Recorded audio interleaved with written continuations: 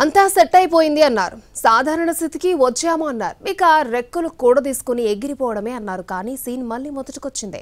షరా మామూలే అన్నట్లుగా ఇండిగో విమానాల రద్దు కంటిన్యూ అవుతోంది. నిన్న 300 సర్వీసులు క్యాన్సిల్ కావడంతో ప్రయాణికులకు ఇబ్బందులు తప్పలేదు.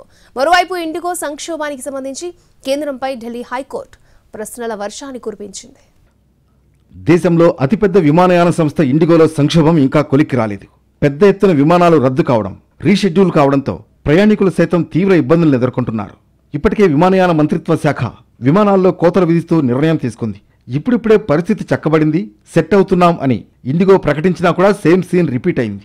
సాధారణ స్థితికి వచ్చామంటూ ప్రకటించి గంటలు కూడా గడవకముందే ఇండిగో విమానాల రద్దు మళ్లీ మొదలైంది. నిన్న దేశవ్యాప్తంగా 300 సర్వీసులు క్యాన్సిల్ అయ్యాయి. ఢిల్లీ ఎయిర్పోర్ట్లో ముంబైలో 21, బెంగళూరులో 61 ఫ్లైట్స్ నిలిచిపోయాయి.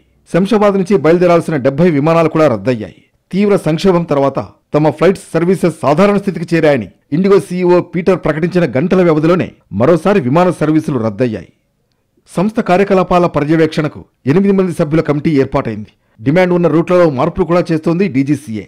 ఇప్పటికే 10% ఇండిగో సర్వీసులను తగ్గించింది. అయినా కూడా పరిస్థితిలో మార్పు రాలేదు. మరోవైపు ఇండిగో సంక్షోభం పర్యాటక రంగంపై తీవ్ర ప్రభావం చూపుతోంది.